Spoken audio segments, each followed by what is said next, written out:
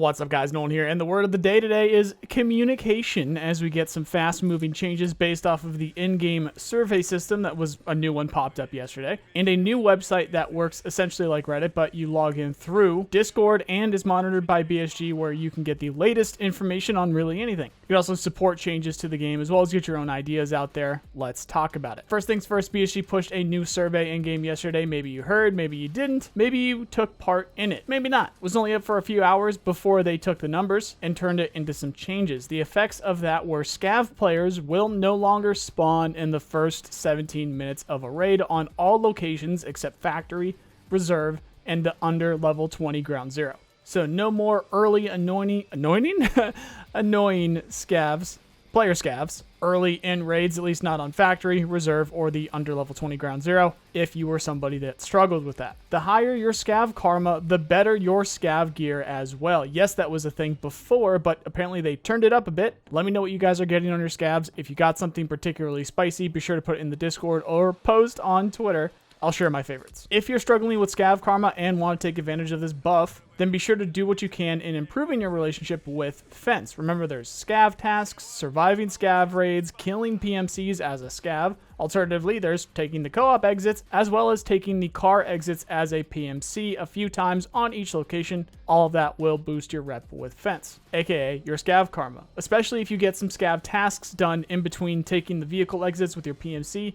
You'll get 6 in no time. If there's other ways that you can get scav karma, let me know below. I'm purposely leaving out killing bad scavs because who knows these days, and if you mess up, you'll be taking a significant penalty, so it's not really worth it in these circumstances. They showed off the pies of the responses for the survey, showing that of the players who responded, 64% wanted to be able to choose the time of day that they can scav. That was a bit of a hot topic, and it looked like BSG were interested in it as well, where potentially you wouldn't have been able to choose the time of day and potentially not even the location you could use your scav, because pretty much everybody scavs on streets and reserve, maybe interchange, and was causing some issues. Can't forget Lighthouse. There's a bunch of people that was, if it's a high tier map, they were scavving on it. If it's a low tier map, they weren't on there. It made it just a bit weird, but that's probably not coming. Anyway, I digress. 82% of players who responded used scavs for loot rather than fights. So people scavenge on scavs, who would have thought. Then 43% said that they play their PMCs mainly. 40% said they play both PMC and scav equally. 9% PMC only, 6% scav mostly, and 0.4% only scav. They wouldn't tell us how many people in particular answered the survey, but given the timing for a weekday in the US, it's likely North America was light on responses. Not sure why they wouldn't keep it up for a solid 24 hours at least to let people really get a chance to answer, but better than nothing, I guess. Percentage-wise, it might not have had much effect, but devil's advocate, maybe this was fine because at least it should be the most active players. Since it was so quick, it was just people that were in the game and people that were close to being in the game.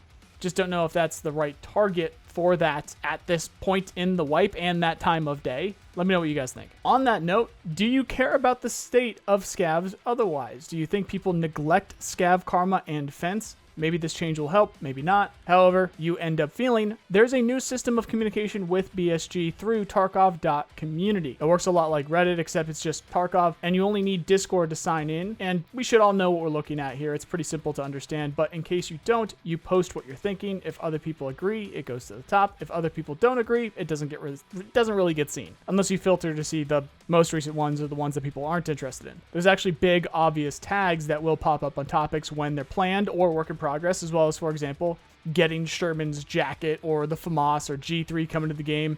All that stuff's planned according to the tag that you can filter for. It's for sure got its flaws as it's extra steps for people to engage with, but it's better than the alternatives, I think. In my opinion, Reddit has always been a cesspool of negativity and idiots, but then again, it had thousands of people engaging with posts at times, while with this, we're only seeing hundreds, but it is new. However, in a game with hundreds of thousands of players, there's going to need to be more here before I'm sure BSG really do anything.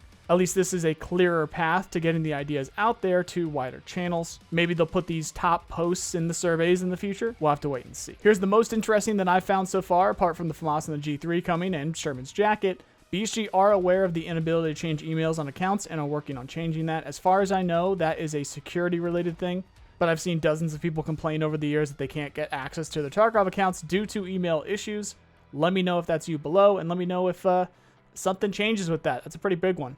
The Groza seems to be planned, and the best thing that I've seen from here is a Lighthouse rework. Lighthouse is universally hated because of the way that the spawns work and the map flows. I'm curious what exactly they would do to change it, but apparently it's planned. There's even tags for declined topics, such as portholes for the BTR so that people inside of it can shoot out, tracksuit for arena, nerfing starting trader rep for the higher tier of game packages, and some negative trolls, as well as with the referral of BSG's regression testing being a bit poor. So obviously with that one there, they don't seem to be deleting posts, they just say declined.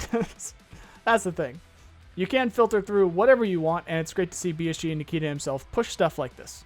A couple of the top posts are stuff I've been wanting to see for a long time, including being able to incrementally turn in hideout items so they don't take up too much space in your stash. Although that would take away a bit of the balance that BSG seemed to be putting forth with the stash increases and cases and things like that. I don't know if they would end up going for that, but, you know, vote on that one anyway, if you're interested. Add cases back to marked rooms, which would be crazy. You'll see lots of stuff on there, but be sure to drop your vote regardless, whether it be good or bad. I have linked all of that below so that you guys can go check it out for yourself. And again, you just need Discord to get into it. That'll be it for today on the Tarkov side of things. We got some crazy stuff happening in Star Citizen, so if you're following me over there, stay tuned for news about our first Banu in the game, as well as your ability to get your hands on a Lightning or a Polaris or both in game through the task line that he has. Whatever a Banu is. That's my Star Citizen channel link below and on the screen, along with my other stuff. Thank you guys very much for watching. Thanks for the support, and I hope you have a nice day. See you guys.